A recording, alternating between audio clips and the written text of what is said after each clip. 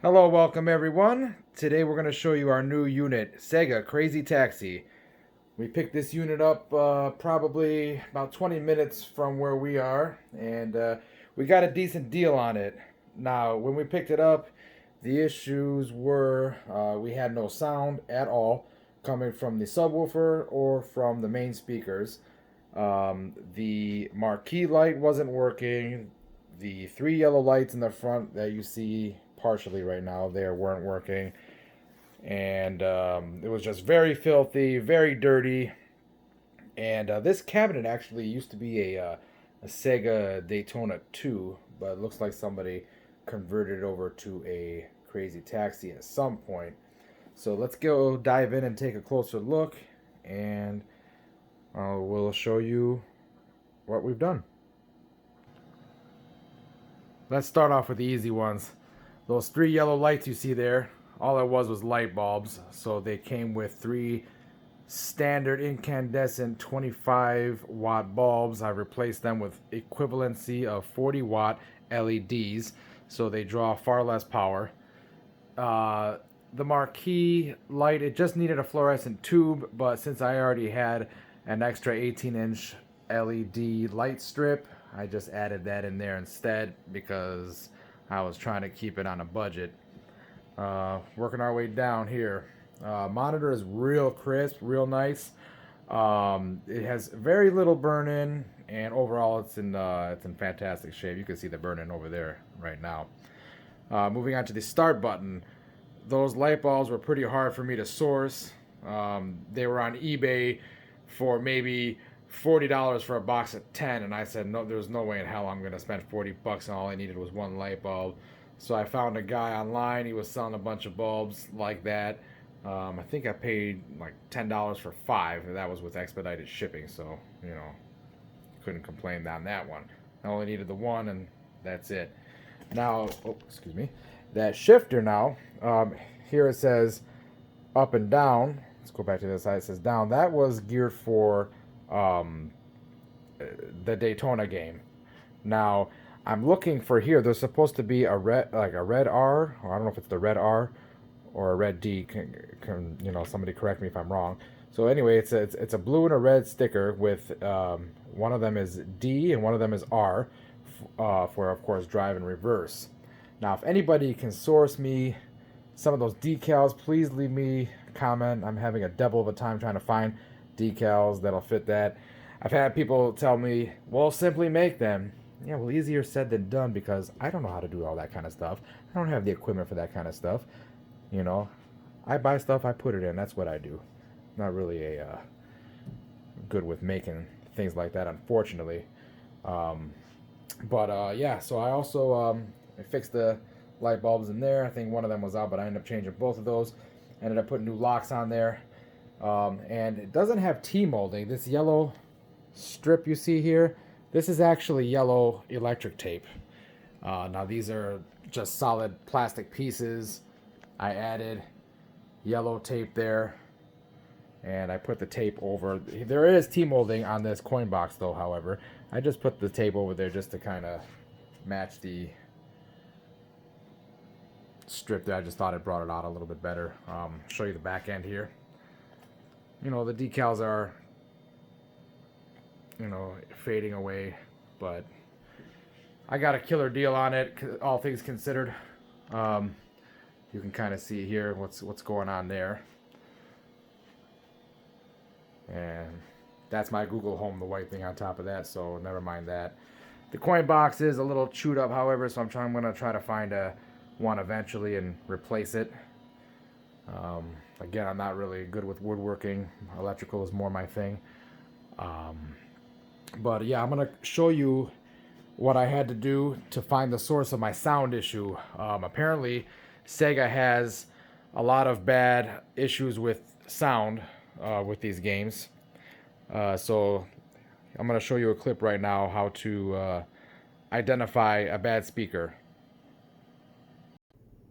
So now I'm going to show you how I diagnosed the bad speaker on the Crazy Taxi unit.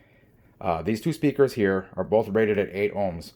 Okay, this one here is the bad one, and this one here is a known good one. So now I've got my multimeter set on the ohms setting on 200, and I'm going to go ahead and test the good speaker to show you what it should be rated or close to. And you want to do this on a flat surface. That I forgot to stress that. Okay, so let's go here. Okay, 7.1, 7.0, 6.9. These are all acceptable levels for the 8 ohm mark. Now, let's measure this one. I mean, look at that. I mean, that's quite a bit of difference. I was getting half an ohm the other day, so now I'm getting 0.6. That is totally unacceptable. So my issue was when I got the unit, as you know, the sound did not work at all.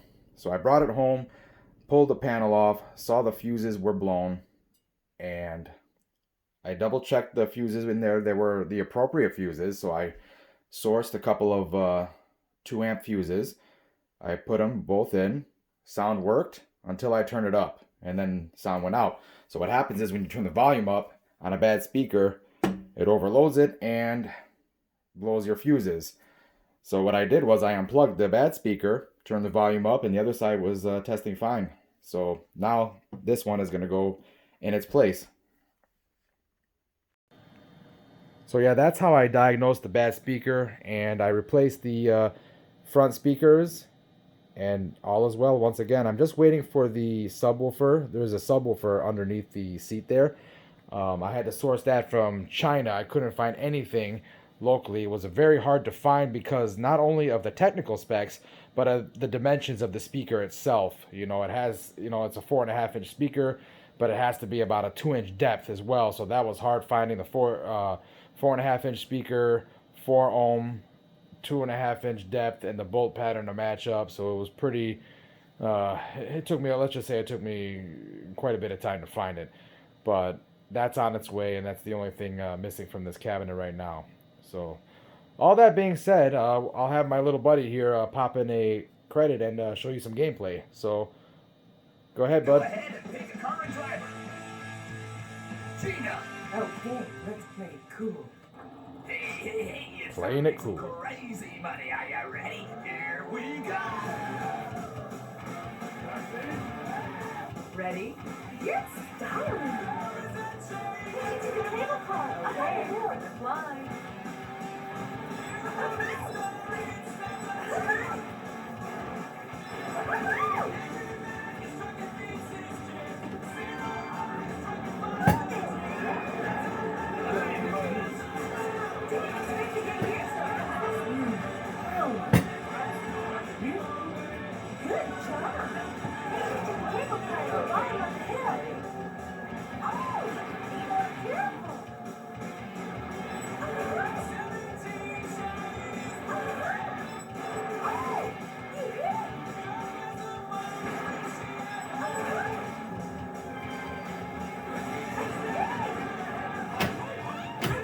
Missed the mark there. Hey, you're going the wrong way. Follow the arrow.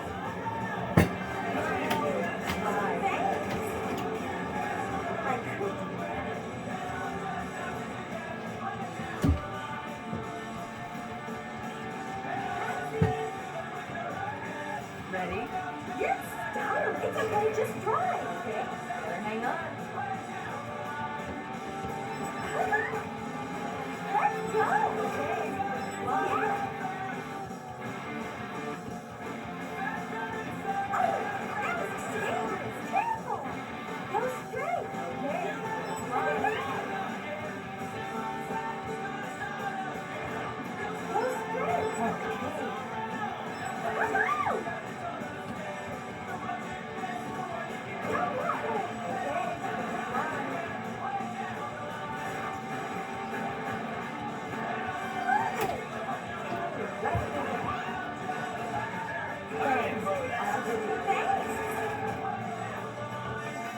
Yeah.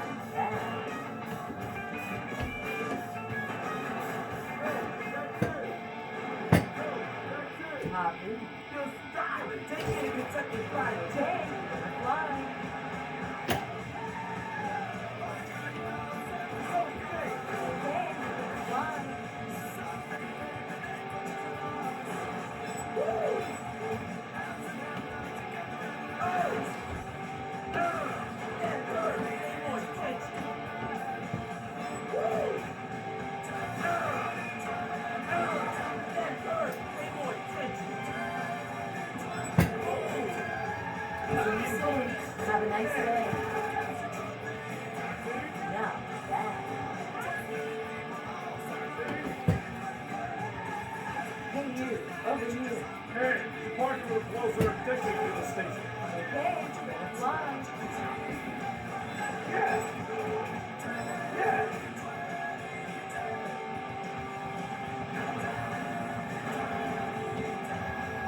Come on, let's go. Okay.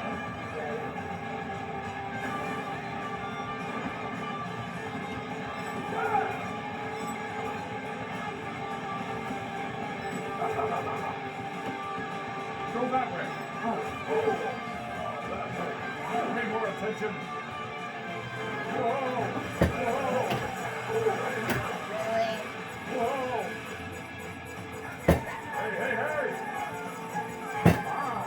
One. Really, man? Oh, no. Alright, it's time to check out how you did today. Now let's take a look. Class D license. I can't believe it. A D means do better next time. That's alright, he's just learning. But there you have it. Overall, the cabinet's alright. It's not perfect, but, you know, for what we paid for it and what I got into it, I'll take it. You know, it was very, one thing I forgot to mention as well, let's see if I can get this thing lowered in here, where the gas pedal and pedal assembly are. I actually opened those chrome covers out, and there was sand and dust and dirt and even grass was in there. So this thing must have been at a beach bar or something at one point, but it was just horrendous in there. I found all kinds of weird gizmos. I even found a butter knife near the monitor chassis, so that was interesting to see that. But yeah, I gave it a good scrub down. I mean, the thing was filthy, you know. But you know, these mats they came out a lot better than what they used to be. Those gray mats in there. This one came out really good. But you know, like I said, considering for what I paid for it, I'll take it. But yeah, there you have it. If you have any questions, please feel free to ask, and I'll do my best I can to answer them. Thank you. Thanks for watching, and if you haven't yet, please subscribe to our channel and like our videos and hit that bell button to stay notified when we upload new videos.